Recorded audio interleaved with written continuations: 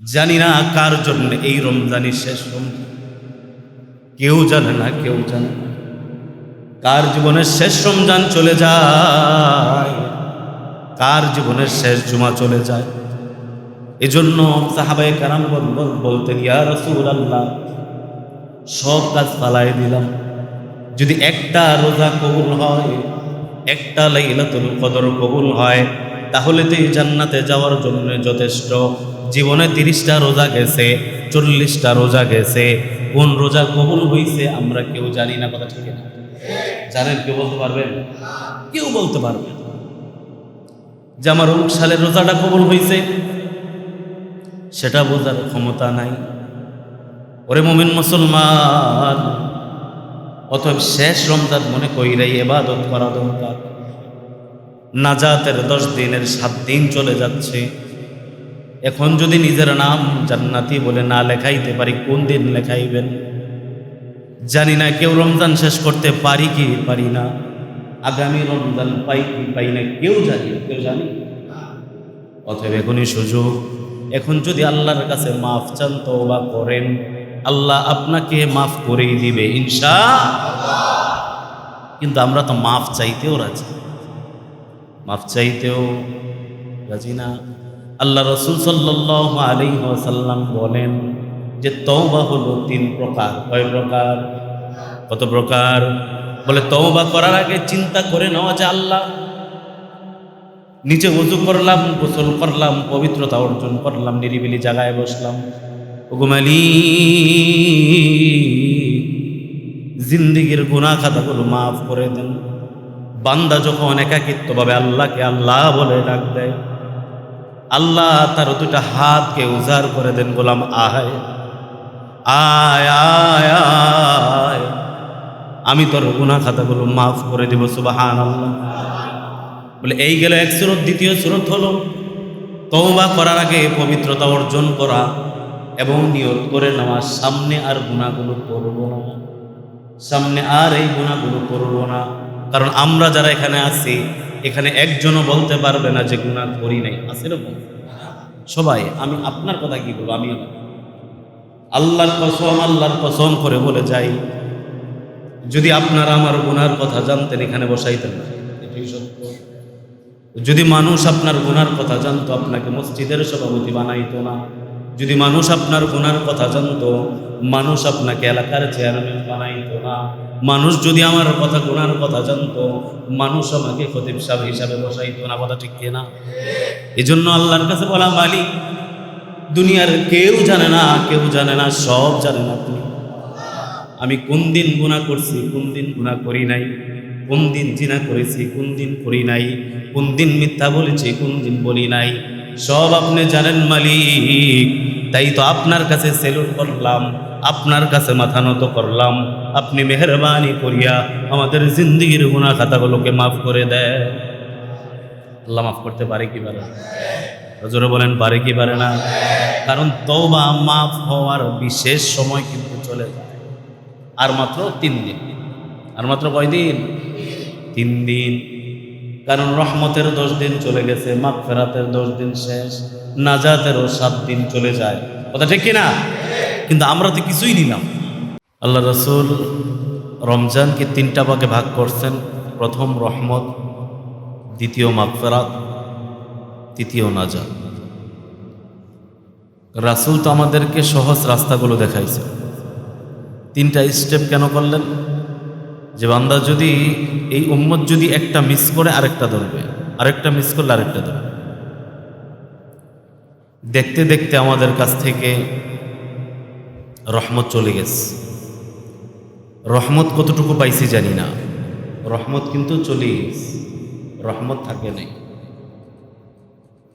দেখতে দেখতে মাগফিরাতও চলে গেছে। কতটুকু গুনাহ মাফ করাইতে পারছে সেটাও জানি না। গুনাহ খাতা মাফ হয়েছে কিনা কোনো কিছুই জানা নাই। রমজানের রোজাগুলো কবুল হয়েছে কিনা সেটাও জানা নেই। বলতে বলতে নাজাতের শেষ দশক আজকে চলে যায়, 28-27 রমজান। আর 2-1টা দিন, 28, 29 আর নতুবা 30। আমরা চাই আল্লাহ 30টাই দিক, রোজা যত বেশি তত ভালো। তো কথা একটাই, রমজান তো চলে যাচ্ছে, কি পাইলাম, কি নিলাম, গুনাহ কতটুকু মাফ করাইলাম? আমরা অনেকেই আনন্দে আত্মহারা, মানুষের দিকে তাকাইলে মানে বোঝার কায়দা নাই যে এই মানুষটা পৃথিবীতে চিরস্থায়ী না। মানে আমরা এতটা ইসলামকে পিছনে ফালাইছি, দিনকে বইলা গেছি যে রমজানুল মুবারক চলছে, রমজান বাদ দিয়ে ঈদের আনন্দ এখন থেকে শুরু হয়ে গেছে। আগে দেখতাম রমজান আসলে মানুষ যারা গুনাহ করে অভ্যাস, তারাও গুনাহগুলো গোপনে করত, গান বাদ্য টিভি সিনেমা এগুলো কম দেখত। এখন মানুষের ভিতর থেকে এটা উঠে গেছে। গতকালকের ঘটনা, ঢাকায় সিগন্যালে বসে রয়েছে এক প্রাইভেট কারের পাশাপাশি, ওই মেয়ারে দেখি জানালা খুললা জোরে গান বাজে। আমার সাথে একজন ছিল, আমি বললাম হায় আফসোস রে ভাই, যে আগে মানুষ এতটুকু চিন্তা করতো আমি গুনাহ যাই করি আর না করি, আমার পাশে যে মানুষগুলো আছে সে রোজাদার, সে রোজা রেখেছে, কমসে কম তার জন্য গুনাহ না হয় সেই চিন্তা করে মানুষ সেটা করে। তার থেকে আরো বেশি আশ্চর্য হয়েছে গতকালকে রাত্রে যে লাইলাতুল কদর গেল 27-এর রাত্রে। লাইলাতুল কদর যে বিশাল একটা তাৎপর্যপূর্ণ একটি রাত,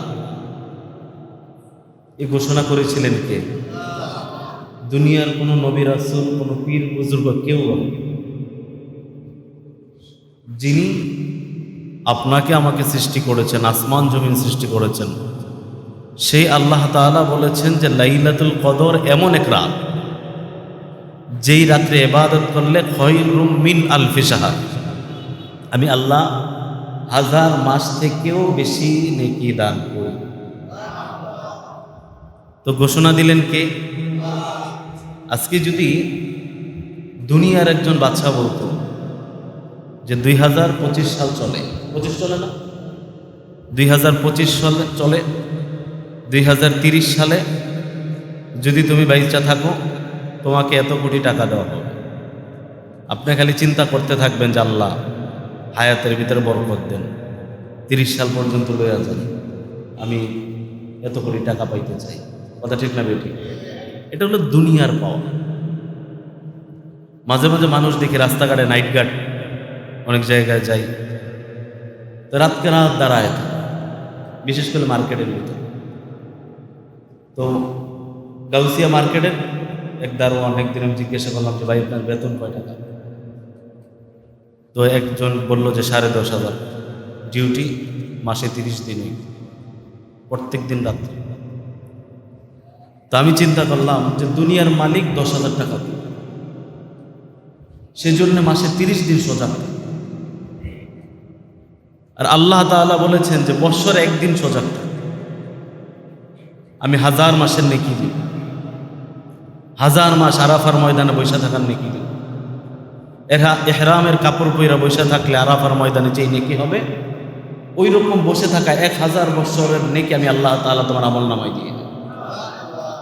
আর 1000 বছর তো বলা হয় নাই, বলা হয়েছে 1000 বছরের থেকে উপরে, 1000 বছর থেকে উপরে। গতকালকে রাত্রে বলতেছিলাম যে তখন 1000-এর হিসাব ছিল বিদায় 1000 বলছে, এখন তো 1000-এর উপরে লক্ষ, কোটি, মিলিয়ন, ট্রিলিয়ন ইত্যাদি ইত্যাদি সংখ্যা আছে। যদি এই সংখ্যাটা থাকতো তাহলে আল্লাহ রাসূল হয়তো বা এই সংখ্যাটাই বলতেন, আল্লাহ তাআলা এটাই বলে দিতেন। যে কথা বুঝাইতে চাচ্ছি, এত বড় একটা তাৎপর্যপূর্ণ রাত্রি গেল। রাত্রেবেলা মসজিদ থেকে বের হলাম, বের হয়ে দেখতেছি যে মসজিদের সামনে যে দোকান, অনেকে রাগ হইতে পারেন আমার কথায়, রাগ হইলে কিছু করার নাই, কারণ মিম্বারে যেহেতু বসাইছেন উচিত কথা বলতে হবে, কোরআনের কথা বলতে হবে। কারণ লাইলাতুল কদরের কথা আমি মৌলবী বলি নাই, আল্লাহ তাআলা নিজে বলেছেন। তো দেখলাম মসজিদ থেকে বের হই, দোকানের সামনে কিছু লোক, তো দোকানের সামনে গিয়ে গাড়ির হরেন দিলাম, একটু বাঁকা হয়ে তাকাইছে, মাথাটা এমনভাবে নিচা করছে যে আমি হেরে দেখি না, হ্যাঁ আমারে দেখি। তা আমি হুজুরের চোখ থেকে তুমি নিজেকে আড়াল করতে পারো, আল্লাহর চোখ থেকে আড়াল করা সম্ভব? আসতে বললেন যে সম্ভব। যে আমি হুজুর দেখলেই কি না দেখলি, আমি তো তোমাকে নেকি দেওয়ারও ক্ষমতা রাখি না, গুনাহ দেওয়ারও ক্ষমতা রাখি না। আমি দেখলেও কিছু না, না দেখলেও কিছু না। কিন্তু আল্লাহর একটা মহান ঘোষণা যে তুমি অমান্য করলা। এমনও ব্যক্তি দেখছি এখানে দাঁড়ানো, সারা রাত সজাগ ছিলাম, 1 সেকেন্ডের জন্য শুই নেই। ওই লোকগুলোর মসজিদে দেখি, আমারে দেখে দোকানের ভিতরে কেউ একটু চিপাই চলে গেছে। তা আমি চিন্তা করলাম, সাধারণ একজন ইমাম সাহেবরে দেখে আড়াল করো, তুমি এত বড় বাহাদুর, পারলে 1 ঘন্টার জন্য মহান মালিকের কাছ থেকে নিজের আড়াল করে ফেলো তো, সম্ভব? জোরে বলেন। কেউ যদি বললে আল্লাহর ইবাদত করবো না, আল্লাহর দুনিয়াই থাকবো না, এই দুনিয়ার বাহিরে কোনো দুনিয়া আছে? জোরে বলেন, আছে? তুমি যদি আল্লাহকে নাই মানতে পারো, আল্লাহর দুনিয়া থেকে বের হয়ে যাও, আরেকটা দুনিয়া বানাও দেখি। ওই ক্ষমতা তো আছে?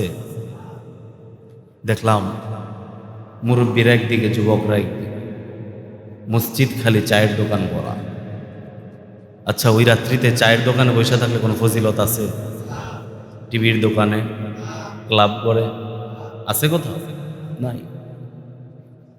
যে কথা বুঝাইতে চাই, রহমত নিছি আর না নিছি, মাগফিরাতে গুনাহ মাফ করাইছি আর না করাইছি, নাজাতে নিজের নামটা জান্নাতে লেখাইছি আর না লেখাইছি। নাজাতের দিনও শেষ হয়ে যাচ্ছে, মাগফিরাতও শেষ হয়েছে, রহমতও শেষ। কতটুকু কি নিলাম? আজকে জুমাতুল বিদা, শেষ জুমা।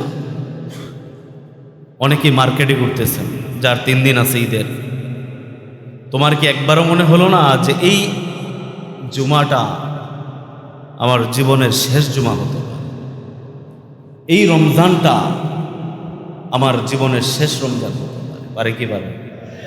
যারা বলেন পারে কি পারে না? কারণ রমজানের চাঁদ যখন উঠত, যখন মসজিদে নববী থেকে ঘোষণা হয়ে যেত যে চাঁদ দেখে, সাহাবায়ে কেরামগণ সমস্ত কাজকে গুছায় ফেলত, মসজিদেই বইরা থাকত।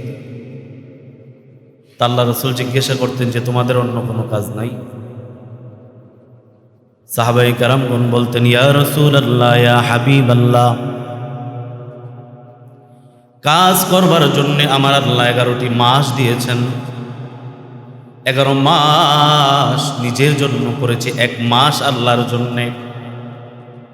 অতএব 11 মাসের শেষ দিকে আইসা সব কাজ গুছায় রেখে দিস। এই মাসটা শুধু আমি আল্লাহর জন্য করব, কারণ জানা নাই কার জন্য এই রমজান শেষ। বলতে, ইয়া রাসূলুল্লাহ, ইয়া হাবিবাল্লাহ, আল্লাহ তো একত্রিত 2টা জিনিস বানাইছেন। আল্লাহ 2টা জিনিস বানাইছেন। সূরা মুলকের ভিতরে আল্লাহ তাআলা বলেন, তাবারাকাল্লাযী বিয়াদিহিল মুলক, তাবারাকাল্লাযী বিয়াদিহিল মুলক আল্লাযী খালাকাল মাউতা ওয়াল হায়াত। আল্লাহ বলেছেন, আমি প্রথমে মউত বানাইছি। কি বানাইছি? জোরে বলেন। আল্লাহ বলেন, আল্লাযী খালাকাল মাউত, আমি আল্লাহ মউত সৃষ্টি করেছি। ওয়াল হায়াত, আমি আল্লাহ হায়াত বানাইছি। তার মানে হলো যে হায়াতে আসবে, তার মউতেও যাইতে হবে। কথা ঠিক কিনা? কারণ যদি সবাই এমনিতেই থাকতো, ইবাদত করার লোক নাই, আর যদি সবাই হায়াতেই থাকতো, মউত না থাকতো, পরকালের কোনো চিন্তাও থাকতো না। ঠিক কিনা? কিন্তু আল্লাহ তাআলা বলেন, আল্লাযী খালাকাল মাউত, আগে মউত বানাইছে। ও দুনিয়ার মুমিন মুসলমান, একটা জিনিস দিলের ভিতরে গাইথা নাও, দুনিয়ায় যেহেতু আসছো তোমাকে চলে যেতেই হবে, এটাই সত্য। কারণ আল্লাহ হায়াত বানানোর আগে, তোমাকে বানানোর আগে তোমার মউত বানাইছে। এই জন্য মুমিন মুসলমান বলে যাই, জানি না কার জন্য এই রমজানই শেষ রমজান, কেউ জানে না, কেউ জানে না কার জীবনের শেষ রমজান চলে যায়, কার জীবনের শেষ জুমা চলে যায়। এজন্য সাহাবায়ে কেরাম বলতেন, ইয়া রাসূলুল্লাহ, সব কাজ ফালাই দিলাম, যদি একটা রোজা কবুল হয়, একটা লাইলাতুল কদর কবুল হয়, তাহলে তো এই জান্নাতে যাওয়ার জন্য যথেষ্ট। জীবনে 30টা রোজা গেছে, 40টা রোজা গেছে, কোন রোজা কবুল হইছে আমরা কেউ জানি না। কথা ঠিক না? জানেন? কেউ বলতে পারবেন? কেউ বলতে পারবে না যে আমার অমুক সালের রোজাটা কবুল হইছে, সেটা বোঝার ক্ষমতা নাই। ওরে মুমিন মুসলমান, অতএব শেষ রমজান মনে কইরাই ইবাদত করা দরকার। নাজাতের 10 দিনের 7 দিন চলে যাচ্ছে। এখন যদি নিজের নাম জান্নাতি বলে না লেখাইতে পারি, কোন দিন লেখাইবেন? জানি না কেউ রমজান শেষ করতে পারি কি পারি না, আগামী রমজান পাই কি পাই না কেউ জানি না, কেউ জানি। অতএব এখনই সুযোগ। এখন যদি আল্লাহর কাছে মাফ চান, তওবা করেন, আল্লাহ আপনাকে মাফ করেই দিবে ইনশাআল্লাহ। কিন্তু আমরা তো মাফ চাইতেও রাজি, মাফ চাইতেও রাজি না। আল্লাহ রাসূল সাল্লাল্লাহু আলাইহি ওয়াসাল্লাম বলেন যে তওবা হলো 3 প্রকার। কয় প্রকার? কত প্রকার? বলে তওবা করার আগে চিন্তা করে নেওয়া যে আল্লাহ, নিচে ওযু করলাম, গোসল করলাম, পবিত্রতা অর্জন করলাম, নিরিবিলি জায়গায় বসলাম, ওগো মালিক, জিন্দেগীর গুনাহ খাতাগুলো মাফ করে দেন। বান্দা যখন একাকিত্বভাবে আল্লাহকে আল্লাহ বলে ডাক দেয়, আল্লাহ তার 2টা হাতকে উজাড় করে দেন, গোলাম আয় আয় আয় আয়, আমি তোর গুনাহ খাতাগুলো মাফ করে দেব। সুবহানাল্লাহ। বলে এই গেল এক সূরত। দ্বিতীয় সূরত হলো তওবা করার আগে পবিত্রতা অর্জন করা এবং নিয়ত করে নেওয়া, সামনে আর গুনাহগুলো করব না, সামনে আর এই গুনাহগুলো করব না। কারণ আমরা যারা এখানে আছি, এখানে একজনও বলতে পারবে না যে গুনাহ করি নাই। আছে এরকম? সবাই। আমি আপনার কথা কি বলবো? আমি আল্লাহর কসম করে বলে যাই, যদি আপনারা আমার গুনার কথা জানতেন এখানে বসাইতেন না। এটাই সত্য। যদি মানুষ আপনার গুনার কথা জানতো, আপনাকে মসজিদের সভাপতি বানাইতো না। যদি মানুষ আপনার গুনার কথা জানতো, মানুষ আপনাকে এলাকার চেয়ারম্যান বানাইতো না। মানুষ যদি আমার কথা গুনার কথা জানতো, মানুষ আমাকে খতিব সাহেব হিসাবে বসাইতো না। কথা ঠিক কিনা? এই জন্য আল্লাহর কাছে বলা, মালিক, দুনিয়ার কেউ জানে না, কেউ জানে না, সব জানেন আপনি। আমি কোন দিন গুনাহ করছি, কোন দিন গুনাহ করি নাই, কোন দিন জিনা করেছি, কোন দিন করি নাই, কোন দিন মিথ্যা বলেছি, কোন দিন বলি নাই, সব আপনি জানেন মালিক। তাই তো আপনার কাছে সেলুট করলাম, আপনার কাছে মাথা নত করলাম।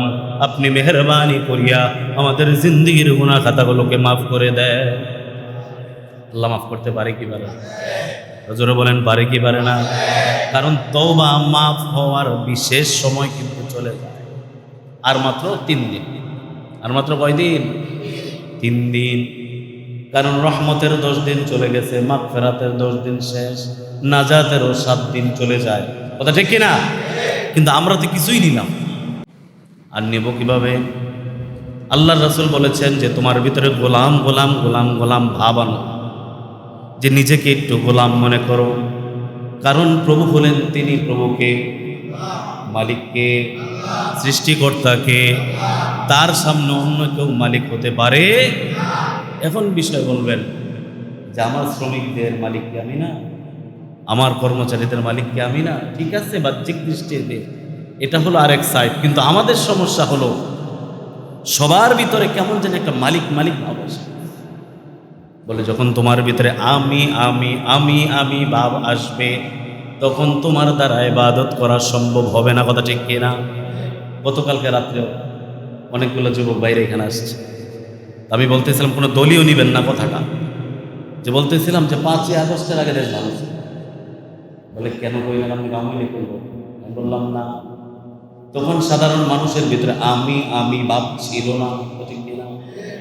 এলাকাতে নেতা পাওয়া যাইতো 1টা 2টা, 1 2 জন 3 জন 4 জন। এখন তো ঘরে ঘরে নেতা, সবাই কয় আমি নেতা। সবাই কয় আমি নেতা, চেয়ার এটা আমার, এই চেয়ারে আমি বসবো। কথা ঠিক না বেটি? যখন আমি বাবা হিসেবে বসে আমি তার ইবাদত হবে। এখন সবে কদরে ও মসজিদে নাই, লাইলাতুল কদরে নাই, বরাতে নাই, তারাবিতে নাই, জুমাতেও নাই। কথা ঠিক কিনা? এখন বলবেন আপনি কিভাবে বললেন? গবেষণা করি। যেই যুবকগুলোকে আগে মসজিদে বেশি দেখতাম, তাদেরকে এখন থেকে টেন্ডারবাজি নিয়ে ব্যস্ত। তাদেরকে দেখি কেমনে ঈদের সালামি নিব সেই চিন্তায় ব্যস্ত। কথা ঠিক কিনা?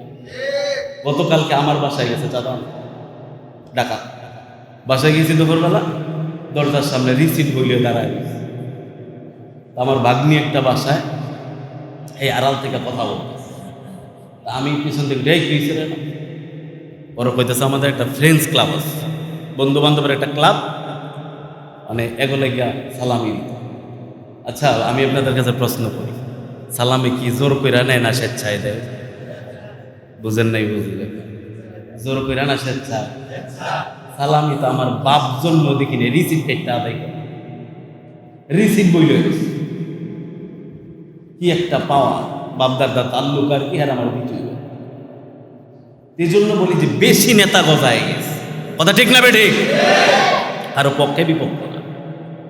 আপনার সালামি দরকার, আপনার বাবার কাছে যান, আরেক বেটার বাড়ি যান। আপনার সালামি দরকার, আব্দুল্লাহ ভাইয়ের কাছে যান। আর যদি কেউ রে না পান, ইমাম সাহেবের কাছে যায়, যে রামনের মুসল্লি 1 বছর নামাজ পড়তে কিছু সালামি দেন, আমি দিয়ে দিই। তো মানুষের বাড়িতে যায়।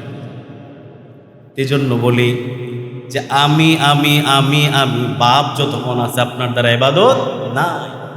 প্রথম নিজেকে মাথা নিচা করেন, মাথা নিচে দেন। ওরে মালিক, আমি তো কোনো কিছুই না, আমি কিছুই ছিলাম না, আপনি আমাকে বানাইছেন, আপনি আমাকে পথদারি করেছেন, আপনি আমাকে শিক্ষা দিয়েছেন, এটা যেন সঠিকভাবে ব্যবহার করতে পারি। আল্লাহ তাআলা আমাদের সবাইকে সেই তৌফিক দান করুন। আরো জোরে বলি আমিন। আফসোস হলে এখন আমি করতে করতে সব শেষ হয়ে গেছে। কিছুদিন পর দেখবেন মালাকুল মউত সামনে দাঁড়ায় গেছে, তখন চিন্তা করবেন, হায় রে, রমজান গেল, সেজদা একটাও দিলাম না, একটু তাড়াতাড়ি মসজিদে যাই। মালাকুল মউত বলবে আর সময় নাই, এখানেই দাঁড়াও। কারণ একটা জিনিস স্পষ্ট হয়ে যান, মালাকুল মউত যেদিন সামনে দাঁড়াবে 1 সেকেন্ডও সময় পাবেন। যে 1 সেকেন্ড সময় দাও, ইসলামবাগ বাইতুল নূর মসজিদে যাবো, 2টা সেজদা দিমু। মালাকুল মউত বলবে যে না, আর এই সুযোগ নাই, এখানেই শেষ। যদি চায়ের দোকানে থাকো, যদি চাঁদাবাজিতে ব্যস্ত থাকো, তখন যদি মালাকুল মউত দাঁড়ায় যায়, বলো তো দেখি আল্লাহর কাছে কেমনে গিয়া চেহারা দেখাইবা? আল্লাহর কাছে কি বলা যাবে যে আল্লাহ নামাজ পড়তে গিয়ে মারা গেছি? কারণ তুমি তো মানুষের থেকে টাকা নেওয়ায় ব্যস্ত ছিলা, নেতাগিরিতে ব্যস্ত ছিলা। আরো যদি মসজিদে ব্যস্ত থাকতা, নামাজে ব্যস্ত থাকতা, আল্লাহ তাআলা নিজেই বলতেন, গোলাম তোকে নামাজ অবস্থাতে আনছি, আয় আয় আয় আয় আয়, আমি আল্লাহ তোকে চিরস্থায়ী জান্নাতে ঢুকাই দিলাম। এখন অবস্থাটা একটু বিগতি হয়ে গেছে। আর আল্লাহ রসুলের সাহাবীরা কেমন ছিল? আল্লাহ রসুলের সবচেয়ে কাছের সাহাবী বেলাল হাবশী রাদিয়াল্লাহু তাআলা আনহু বলতেন, ইয়া রাসূলুল্লাহ, ইয়া হাবিবাল্লাহ, আল্লাহর কাছে বলে দেন আল্লাহ যেন নামাজ অবস্থায় মালাকুল মউত পাঠায়। সুবহানাল্লাহ বলেন। আল্লাহ রাসূল বলে, ও বেলাল, তোমাকে তো আল্লাহ আশারায়ে মুবাশশারার ভিতরে রাখছে, তুমি জান্নাতি, তারপরও কেন এটা চাও? বলে, আমি শুনেছি যে যেই অবস্থায় ইন্তেকাল হয়, হাসরের ময়দানে যখন ইসরাফিল ফু দিবে, ও ওই অবস্থাতেই হাসরের ময়দানে উঠবে। সুবহানাল্লাহ। এই জন্য আমি চাই আমি যেন নামাজরত অবস্থাতেই উঠি। সুবহানাল্লাহ। যেরকম দোয়া সেরকম কাজ। বেলাল হাবশী একদিন নামাজে দাঁড়াইছে, মালাকুল মউত দাঁড়ায় গেছে। তিনি মাত্র নিয়ত করেছেন, নিয়ত করার পর মালাকুল মউত সামনে দাঁড়ানো। বেলাল হাবশী বলেন, ভাই মালাকুল মউত একটু দাঁড়াও, সেজদায় যায়নি, আমাকে একটা রুকু দেওয়ার সুযোগ দাও, একটা সেজদা দেওয়ার সুযোগ দাও। কিতাবের লেখক লেখেন যে বেলাল হাবশীকে রুকু দেওয়ার সুযোগ দেওয়া হয়েছে, সেজদা দেওয়ার সুযোগ হয়েছে, সেজদায় গেছে, মালাকুল মউত জান কবজ কইরা নিয়ে গেছে। আমরা বলবো যে একটু সুযোগ দেয়, একটু শয়তানি করেন, কথা ঠিক না বেঠি? এজন্য তওবা করেন, তওবাওয়ালা জিন্দেগি আনো। যদি তওবা না করেন উপায় আছে পরকালে? যারা বলেন উপায় আছে নাকি? কোনো উপায় নেই। অনেক কিছু আছে যেগুলোর তওবা একমাত্র বান্দা এবং আল্লাহ সরাসরি করতে, মানুষকে জানানো যায় না। এরকম তওবা করতে রাজি আছি না নাই? যারা বলেন আছি না নাই? আল্লাহ রাসূলের এক সাহাবী এক হাদিস বর্ণনা করেন। তিনি বলেন যে মদিনার ভিতরে এক মহিলা, বিবাহিত মহিলা জিনা করে ফেলছে। জিনাহের কারণে গর্ভে বাচ্চা চলে আসছে। তো ওই মহিলা আল্লাহ রসুলকে তালাশ করতেছে। খুঁজতে খুঁজতে আল্লাহ নবীর কাছে আসছে, এসে বলি ইয়া রাসূলুল্লাহ, ইয়া হাবিব আল্লাহ, জিনা করেছি যার কারণে গর্ভে বাচ্চা এসে পড়ছে।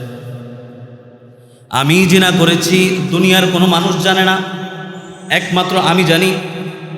আপনি আমাকে একটা মাফ পাওয়ার ব্যবস্থা করে দেন। কিভাবে আমার তওবা করলে মাফ হবে? আল্লাহ রসুল বলেন যে তুমি বাড়িতে যাও, গোপনে আল্লাহর কাছে তওবা করো, আল্লাহ তোমাকে মাফ করে দিবে। মহিলা বাড়িতে চলে গেলেন। প্রায় 1-1.5 মাস বাড়িতে কান্নাকাটি করলেন। এই 1.5 মাসের ভিতরে মহিলা ঘুমায় নাই। তার দিলের ভিতরে যন্ত্রণা গুণা করছে, যদি মারা যায় কি হবে। আবার আল্লাহ রসুলের কাছে আসছে, এসে বলি ইয়া রাসূলুল্লাহ, ইয়া হাবিব আল্লাহ, আমাকে একটা ব্যবস্থা করে দেন যেন আমার তওবা আমার আল্লাহ কবুল করে নেয়। আল্লাহ রসুল বলেন যে তুমি যাও গোপনে আল্লাহর কাছে মাফ চাও, আল্লাহ তোমাকে মাফ করে দিবে। পাশাপাশি আল্লাহ রসুল বলেন যখন আমি মেরাজে গেলাম, মেরাজে যাওয়ার পর একটা শাস্তি দেখছি। ওই মহিলা আবার এটা শুনছে। আল্লাহ রসুল বলেন মেরাজে যাওয়ার পর দেখলাম যারা জিনাকারী, যারা জায়েন, তাদেরকে তাদের লজ্জাস্থানের ভিতর বারবার বর্ষা নিক্ষেপ করা হয়। একবার বর্ষা নিক্ষেপ করে আবার ঠিক হয়ে যায়, আবার বর্ষা নিক্ষেপ করে। ওই মহিলা এই হাদিস শোনার পরে, এই কথা শোনার পর বলি ইয়া রাসূলুল্লাহ, একটা ব্যবস্থা করে। আল্লাহ রসুলের আবার আসছে। আল্লাহ রসুল বলেন যাও, তুমি যদি তওবাই করতে চাও, আমার মাধ্যমে সমাধান চাও, আল্লাহ আমাকে একটা বিধান দিয়ে দিয়েছে। ও মহিলা, তুমি বাড়িতে যাও, সন্তান ভূমিষ্ঠ করো। সন্তান যেদিন রুটি খাইতে পারবে ওই দিন তুমি আবার আমার কাছে আসবে। ওই মহিলা বাড়িতে গেলেন, সন্তান ভূমিষ্ঠ হলেন, তাড়াতাড়ি খাবার দাবার শেখানোর ব্যবস্থা করলেন। হাতে একটা রুটি ধরাইছে, চিন্তা কইরেন সে যদি গোপন রাখতো কেউ জানতো না। কেউ জানতো? কেউ জানে না। সে তাড়াহুড়া কইরা সবে মাত্র দুধ ছাড়াইছে, হাতে রুটি ধরাইছে। কেমন মহিলা! হাতের ভিতরে রুটি ধরায় রাসূলের দরবারে আসছে, বলি ইয়া রাসূলুল্লাহ, এই যে নেন, দেখেন আমার বাচ্চা হাতে রুটি, তার মানে আমার বাচ্চা রুটি খাইতে পারে, আমাকে ব্যবস্থা করে দেন। আল্লাহ রসুল সাহাবীদেরকে ডাকলেন, বলে মাঠের ভিতরে গর্ত করো, মহিলাকে তো কোমর পর্যন্ত ডাবাও। মাঠের ভিতরে গর্ত করা হলো, মহিলাকে কোমর পর্যন্ত ডাবাই দিস। বললে এখন তাকে পাথর মারো, পাথর মেরে মেরে হত্যা করো। যদিও জিনিসটা শুনতে খারাপ শোনায়, কিন্তু এটাই ইসলামের বিধান। কথা ঠিক কিনা বলেন? সুশীল সমাজ যারা, তারা এখন বলবে যে ইসলাম এটা কিন্তু বিষয়, এটা কাজ করলো যে মানুষ আবার পাথর মাইরা মারে কি? ইসলাম কাজ করে না। ইসলাম যেটা বলেছে সেটাই সঠিক করেছে। কথা ঠিক কিনা বলেন? আজকে বাংলাদেশে এরকম একটা শাস্তির ব্যবস্থা, জিনাকার থাকবে? জোরে বলেন। অন্যের বাড়িতে যাইব, বিবাহিত মহিলাদের দিকে তাকাবে, এরকম একটা শাস্তির ব্যবস্থা হয়েছে। এরকম একটা শাস্তি করা যায়, পুরো বাংলাদেশে সমস্ত জিনার কারবার বন্ধ। কথা ঠিক না বেঠিক? এত দর্শন, এত কোনো কিছুই হবে না, শুধু কোরআনের আইনটা একটু জারি করে দেন। কথা ঠিক বললাম না বেঠিক বললাম? তো আজকে তো কোরআনের আইন নাই। আমরা কোরআনের কথা বলতে গেলে বলে যে এটি ওল্ড মডেল পুরান কথা। কোরআনের কথা এখন চলে না। কোরআনের কথা আগেও চলতে, এখনো চলে, পরেও চলবে। কথা ঠিক কিনা বলেন? সব কোরআন হবে। কোরআন কখনো কোরআন হতে পারে? কোরআনের কথা চলে। তো ওই মহিলাকে কোমর পর্যন্ত ডাবাইছে। ডাবানোর পর চারদিক থেকে সাহাবীদেরকে দাঁড় করেছে। দেখেন একজন তওবাকারীর দাম আল্লাহর কাছে কত। সকল সাহাবী যখন চারদিক দাঁড়ায় রয়েছে, সবাই ইট নিক্ষেপ করতেছেন, পাথর মারে। পাথর মারতে মারতে মারতে মারতে মহিলার শরীর থেকে রক্ত ফিনিক দিয়ে বের হয়। আপনারা একজন সাহাবের নাম শুনেছেন, খালিদ বিন ওয়ালিদ। খালিদ বিন ওয়ালিদ রাদিয়াল্লাহু তাআলা অনেক শক্তিশালী মানুষ। যখন জোরে একটা পাথর নিক্ষেপ করছে, ওইখান থেকে রক্ত ফিনিক দিয়ে তার শরীরে লাগছে। আল্লাহ রসুলের কাছে দৌড়ে আসছে, বলে ইয়া রাসূলুল্লাহ, ইয়া হাবিবাল্লাহ, নবী গো, একজন গুনাহগারের রক্ত আমার শরীরে লেগে গেছে, উপায় কি? আল্লাহ রসুল খালিদ বিন ওয়ালিদের হাত থাপা দিয়ে দিয়েছে, কি বললাম? বলে গুনাহগার জাহেনের রক্ত লাগছে। আল্লাহ রসুল বলে, আবার বলো, তুমি কি বললা? বলে ইয়া রাসূলুল্লাহ, একজন জাহেনের রক্ত আমার শরীরে লাগছে। আল্লাহ রসুল বলে, তুমি এখন তওবা করো, তাছাড়া মাফ হবে না। তুমি কেমন কথা বললা? একজন জাহেনের রক্ত লাগে নাই, একজন আল্লাহওয়ালা বান্দির রক্ত তোমার শরীরে লাগছে। কারণ এই মহিলা এমন তওবা করছে, এমন তওবা করেছে, যেই তওবা মদিনার 70 জনকে ভাগ করে দিলে 70 জনের জিন্দেগির গুনাহ খাতা মাফ হয়ে যায়।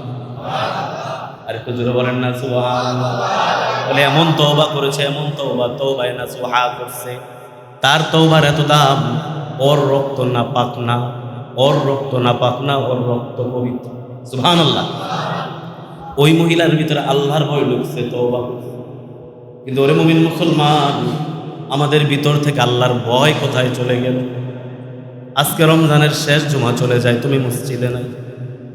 আজকে নাজাতের 7 দিন চলে যায়, তুমি মসজিদে নাই। কোন দিন আল্লাহর কাছে মাপ চাইবা? কোন দিন আল্লাহর কাছে ফিরবা? আল্লাহ যদি বলে 2025-এর রমজান দিয়েছিলাম মাফ দেওয়ার জন্য, কিন্তু মাফ তো চাইনি, মাফ তো চাইলি না। আমি আল্লাহ তোরে কেমনে মাফ? মার কাছে দুধ চা না, সেই মাই দুধ দেয়? যেটা বলেন, বাচ্চা ওয়া ওয়া করে কান্নাকাটি করতে থাকে, মায় বুঝে যে সন্তান খাবার চায়। ঠিক আল্লাহর কাছেও যখন বান্দা চায়, আল্লাহ খুব খুশি হয়, অনেক খুশি হয়। বিশেষ করে বান্দা যখন কাঁদে, তখন আল্লাহ তাআলার কাছে খুব আনন্দ লাগে। দেখবেন ছোট্ট বাচ্চা আমরা অনেক সময় কোলে নিয়ে আদর যত্ন করি, মাঝে মাঝে ছোটো ছোটো চিমড়ি দেয় না দাদা নাতিরা? চিমড়ি দেয়, নাতিকে তো এমনিতেই আদর করে। যখন একটু চিমড়ি দেওয়ার পরে বাচ্চাটা কান্নাকাটি শুরু করে, দাদি এসে বলে যে এরকম করতেছে, সে কান্নাকাটি শুরু করছে। তখন দেখবেন দাদাই যতটুকু আদর করত, তখন এর আদরটা আর একটু ব্যতিক্রম হয়। কথা ঠিক না বেটি? কারণ যখন দেখছে যে নাতির চোখে পানি এসে পড়ছে, নাতির চোখে পানি, তখন দাদা সহ্য করতে পারে না। ঠিক আল্লাহ তাআলার ভয়ও যখন গুনাহগারগুলো চোখের পানি ফেলে দেয়, জোরে মালিক আমি তো গুনাহ করে ফেলছি, দুনিয়ার কেউ তোমার গুনার কথা জানে না, আপনি তো জানেন, একটু মাফ করে দেন। আর যখন এরকম কাঁদতে কাঁদতে চোখের এক ফোঁটা পানি ভালায় দেয়, আল্লাহ তাআলা সাথে সাথে জিন্দেগীর সমস্ত গুনাহ খাতাগুলো মাফ করে। তওবা করতে রাজি আছি না নাই? যারা বলেন আছি না নাই? তওবা করতে হবে। রমজান মাস চলে যায়, রমজান চলে যাচ্ছে, তওবা কতটুকু করছি, কি কতটুকু করছি আল্লাহ তাআলা জানে। সবার জন্য দোয়া করি, আল্লাহ তাআলা সবাইকে নেককার বান্দা হিসেবে কবুল করুন। আর একটু জোরে বলি এবং রাসূলুল্লাহ সাল্লাল্লাহু আলাইহি ওয়াসাল্লাম যেই বিধানগুলো বলে দিয়েছেন, ওই বিধানের উপরে থাকার তৌফিক দান করুন। আর আরেকটা কথা একটু ছোট্ট করে বলে দেই, আগে অনেকবার বলেছি, দেখেন আমি মুসলমান, আমি কি? আমি কি? আমি মুসলমান। আমার নবীর নাম সাল্লাল্লাহু, তার উপরে কোনো পরিচয় নেই। আপনার দল বলেন, আপনার নেতা বলেন, ইসলামকে বাদ দিয়ে কোনো কিছু মানা যাবে? যারা বলেন মানা যাবে। অতএব আমি আপনাদের সবার সমীপে একটা আর্জি পেশ করি যে যা কিছু করেন আর না করেন, সবার আগে ধর্মটাকে সামনে রাখবেন। পারবেন না ইনশাআল্লাহ? পারবেন না ইনশাআল্লাহ? তো রমজান মাসে যে বিধিবিধানগুলো আল্লাহ তাআলা দিয়েছেন, প্রত্যেকটা বিধি নিষেধ আমাদের মানা দরকার। যেমন আমরা রমজানের শেষ দশকে যেটা সবচেয়ে বেশি ভুল করি, রমজানের শেষ দশকে বেজর রাত্রি আছে কয়টা? কয়টা? জোরে বলেন কয়টা? গেছে কয়টা? কয়টা গেছে? যেটা ভুল হয় আমাদের, যদি 30 রোজা হয়, যদি, তাহলে 29-এর রাত কিন্তু লাইলাতুল কদর হতে পারে। আমরা যেটা ভুল করে থাকি 27 তারিখ যাওয়ার পর যে লাইলাতুল কদর শেষ, সদাকা, এরকমটা করি না। দেখেন লাইলাতুল কদর কিন্তু 19 তারিখে হওয়ার সম্ভাবনা আছে, কথা ঠিক না বেঠিক? অথবা এটা খেয়াল করবেন। আর আরেকটা ফজিলতপূর্ণ যে রাত বলে যে ওটার ব্যাপারে বলা হয়েছে যে লাইলাতুল কদর থেকেও দামি, সেটা কোন রাত? সেটা হলো ঈদুল ফিতরের রাত। ঈদুল ফিতরের, কিন্তু আফসোস হলো কোন জায়গায় জানেন? যে এখনই তো দেখি গুনাহের প্রস্তুতি শুরু, গুনাহের প্রস্তুতি। আশেপাশে তো অনেক জায়গায় দেখলাম খেলাধুলার ক্লাব, আর 3 দিন আগে দেখি পরিষ্কার করতে। তার মানে কি শুরু হয়ে দিল। আসলে রমজান যে একটা শিক্ষা দিল আমাদের, ওই শিক্ষাটাই তো কমসে কম 6 মাস যাওয়া দরকার ছিল, কথা বলে ঠিক না বেটি? আর তুমি কেমন মুসলমান হইলে যে রমজান যাইতে পারে না, 5 দিন বাকি, তুমি এখনই তোমার খেলার ক্লাব ঘর, অমুক মাঠ, কোন বক্স ভাড়া আনবা, কয়টা বাজ্জি ফুটাইবা, কয়টা আতশবাজি ফুটাইবা, ওই চিন্তা শুরু করে দিচ্ছে। কথা ঠিক বললাম না বেঠিক বললাম? তো রমজান যে শিক্ষা দিয়ে গেল, ওই শিক্ষা কই গেল? ওই শিক্ষা কোথায় গেল? বলে রমজান কয়েকটা শিক্ষা দেয়, রমজান কয়েকটা শিক্ষা দেয়, ন্যূনতম 5টা শিক্ষা দেয় রমজান। তার ভিতরে 1 নাম্বার যে শিক্ষা, ওটা হলো কিয়াম, নামাজ পড়া, দাঁড়ায় নামাজ পড়তে হয়। পুরো 30 দিন আপনারা 30টা তারাবি করছেন দাঁড়ায়, কিয়ামের শিক্ষা দিল রমজান। সিয়াম, যে আপনি রোজা রাখছেন, রোজা রাখার একটা অভ্যাস আপনার ভিতরে চলে আসছে, কথা ঠিক বললাম? কিন্তু বিষয় হলো কিয়ামের শিক্ষা, সিয়ামের শিক্ষা, দানের শিক্ষা, সদকার শিক্ষা, যাকাতের শিক্ষা, সবরের শিক্ষা, এরকম 5টা শিক্ষা আপনাকে দিল, কিন্তু রমজান যাইতে পারলো না। কোনো শিক্ষা আপনার ভিতরে নাই, আপনি কেমন মুসলমান? কথা ঠিক না বেঠিক? কিন্তু আপনার ভিতরে যদি পরিবর্তন দেখা যায় কেমন, যে রমজানের রোজা গেছে, রমজানের পরে 6 রোজা আছে না? রমজানের পরের মাসের নাম কি?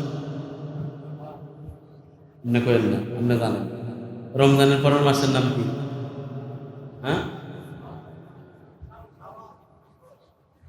বলেন। হেরা কাকা চিন্তায় বেড়ে গেছে, কোনটা কইয়া কোন বিপদে পড়ে। রমজানের আগের মাসের নাম শাবান, কি? শাবান। রমজানের পরের মাসের নাম শাওয়াল, কি নাম? কি? শাওয়াল। রমজানের সিয়ামের শিক্ষা যদি থাকে, রমজান ঈদ শেষ, শাওয়ালের ভিতরে রোজা থাকে কয়টা? এই 6 রোজার আবার বিশাল বলে। কেউ যদি এই 6টা রোজা রাখে, শর্টকাট ফজিলত, যেটা বিস্তারিত আলোচনার সামনে হবে, সারা বছর রোজা রাখার নেকি দান করেন। তো যদি সিয়ামের শিক্ষা থাকে, আপনি 6টা রোজা রাখতে পারেন। প্রত্যেক মাসেই কিছু না কিছু রোজা কিন্তু আছে। শাওয়ালের রোজা 6টা। শাওয়ালের পরে কোন মাস? কি কোন মাস? আচ্ছা, আজকে একটা ঘোষণা দিই, আগামী জুমা তো মানে ঈদের পরে বলবে, তাই না? হ্যাঁ, আগামী জুমায় যদি কেউ আরবি 12টা মাসের নাম শোনাইতে পারেন, পরে আমার পক্ষ থেকে, কারো কাছ থেকে নিয়ে দিব না, আমার পক্ষ থেকে একটা বিশেষ পুরস্কার দিব। রাজি আছেন ইনশাআল্লাহ? আরবি 12 মাসের নাম, আরবি। আর যারা পারেন আমি জানি, এরা কইল, আমি জানি যারা পারে না, এরকমের ভিতরে যদি 12 মাসের নাম কেউ বলতে পারেন, একটা বিশেষ পুরস্কার দেব ইনশাআল্লাহ। তো শাওয়ালের পরের মাস জিলকদ, কি? জিলকদের পরের মাস জিলহজের ভিতরে আবার আরেকটা আছে ইয়াউমে আরাফা। যদি আপনার সিয়ামের শিক্ষা থাকে, তাহলে আপনি 6 রোজাও রাখবেন, তাহলে আপনি এই ইয়াউমে আরাফার রোজাও রাখবেন। তারপরে মুহররমের ভিতরে আবার 10টা রোজা আছে, বিশেষ করে 2টা রোজা আছে। যেমন আমার বাড়িতে দেখছি 10টা কেন মুখ দিয়ে আসলে, আমার মারে দেখছি সবসময় 10টা রাখে। এখানে 2টা রোজা আছে, 9, 10 বা 10, 11 এরকম। তো যদি সিয়ামের শিক্ষা থাকে, তাহলে সারা বছর আপনার ভিতরে এই জিনিসটা কাজ করবে। দ্বিতীয়ত, যদি আপনার সদাকার অভ্যাস, রমজানে সদকাতুল ফিতর করেছেন, যাকাত দিয়েছেন, ওই শিক্ষাটা যদি আপনার ভিতরে থাকে, তাহলে আপনি সারা বছর দান করতে পারবেন। আপনি রমজান মাসে সবর করে রয়েছেন, ইফতারের আগে খাবার সামনে, খাবার খান নাই, সবরের শিক্ষা ধারণ করেছেন। যদি এখন কি হবে, সারা বছর আপনার একটা সবর থাকবে, কোনো কিছুতে বিচলিত হয়ে যাবেন না। কিন্তু এই শিক্ষাগুলো আমাদের ভিতরে নেই। আমরা কেমন জানি আমাদের অবস্থা পেরেশান হয়ে গেছে। রোজা শেষ হয় না, রোজা শেষ হচ্ছে না কেন, কখন শেষ হইব, পটকা কখন ফুটাবো। গত 2 দিন আগে তো এলাকায় হঠাৎ করে খালি বাহ্যির আওয়াজ হইতেছে। আমি ছাত্র করেছি গেলাম, কি ব্যাপার, বা হুজুর এটা টায়াল দিতেছে, টেস্ট করতাম কোন জায়গাতে বাজাইলে কেমন লাগে। তাই বললাম আল্লাহ তাআলা মাফ করো। অতএব আজকের এই মসজিদ থেকে একটা ওয়াদা করবেন যে রমজানে যা শিখলাম, রমজানে যা শিখলাম এটা রমজানের পরে বাস্তবায়ন করবো ইনশাআল্লাহটা সবাই বলেন না, জোরে বলেন ইনশাআল্লাহ। আর এখানে অনেক ছোট বাচ্চারা আছে, যুবক ভাইয়েরা আছে। এবার আমরা কি পারি না কমসে কম ঈদের দিন রাত্রে, এখানে নেতৃস্থানীয় অনেকে আছে যে অন্য ঈদের রাত্রি যা হয়েছে, এবার ঈদের রাত্রিটা একটু ব্যতিক্রম হবে। পারবো ইনশাআল্লাহ? পারবেন ইনশাআল্লাহ? ঈদের দিন রাত্রে যখন ঘোষণা হবে যে ঈদের চাঁদ দেখা গেছে, ওই দিন মসজিদে এশায় সবচেয়ে বেশি জমায়েত চাই। পারবেন? ওই দিন এশার সালাতে সবচেয়ে বেশি মুসল্লি চাই। পারবেন ইনশাআল্লাহ? আমি খালি দেখবো কে কে আসেন। এবং এই কালীগ্রামে যতটুকু আমাদের এই সমাজের অন্তর্গত, আমি চাই এই সমাজের ভিতরে কোনো পটকাবাজি, কোনো আতশবাজি, কোনো বক্স বাজবে। পারবেন? যদি পারেন তাইলে বলেন হ্যাঁ পারবো, আর যদি না পারেন তাইলে আমার ব্যাপারে কথা বলবেন। কারণ আমি আপনাদের কান পর্যন্ত সংবাদ পৌঁছাইছি, আমার জিম্মাদারি শেষ। এখন আমি আপনাদের কাছে প্রশ্ন করলাম, আপনারা কি পারবেন না? সবাই বলেন পারা যাবেন ইনশাআল্লাহ। আল্লাহ তাআলা আমাদের সবাইকে কবুল করুন। আচ্ছা, তারপর আরেকটা যেটা রমজানের মস্ত বড় আমল, সদকাতুল ফিতর আদায় করছেন? আদায় করছেন কে কে? হাত দেখান তো। সদকাতুল ফিতর আদায় করছেন কে কে? রাগ হইতেছেন আপনারা? সদকাতুল ফিতর আদায় করছেন এই কয়জন, আর আপনারা করবেন কখন? যারা করেন নাই তারা কখন করবেন আমার এটা বলেন তো। ঈদের নামাজের আগে। নামাজের আগে টাকা দিলে ওই লোকের কি ফায়দা হবে? যাকে দিলেন, আপনি আপনার বাচ্চা নিয়ে ঈদগাহে আসলেন নতুন জামা পরায়া, ওই লোকটার কি মনে চায় না? কথা বলেন, মনে চায় কি চায় না? তাহলে আপনি ঈদের নামাজে গিয়ে দিলেন এই টাকার থেকে ভালো কি হয় না আর একটু আগে দিয়ে দেওয়া? সদকাতুল ফিতর আমি আপনাদের কাছে রিকোয়েস্ট করলাম ভাই হিসাবে, আজকে বাড়িতে গিয়ে যাদেরকে সদকাতুল ফিতর দিবেন আজকের ভিতরে দিয়ে দিবেন। পারবেন? জোরে বলেন। আজকের ভিতরে দিয়ে দিবেন, আজকের ভিতরে। কারণ কালকে 28-29 মানুষ কিছু টাকা নিয়ে কাজ করবে। এই যে দেখলাম এলাকাতে অনেক মহিলারা গরিব হাইটা টাকা দিলে, আসলে উচিত এটা না, তাদের কাছে গিয়ে পৌঁছায় দেয় যে মা তোমার সদকাতুল ফিতর তোমার এটা দিয়ে গেলাম, তোমার যাকাত তোমাকে দিয়ে দিলাম। আমি একটা কথা বলে যাই ছোট মানুষ, যে যদি আপনার আজকের জুমার মেম্বার থেকে বলি যাকাত নিজের কাছে না আনায়া আপনি তার বাড়ি থেকে জাকাত দেন, 1 বছর আমল করেন, 1 বছর আমল করেন, কমসে কম আপনি তার বাড়ি থেকে জাকাত দিবেন, জাকাত নিতে আপনার বাড়িতে আসবে না।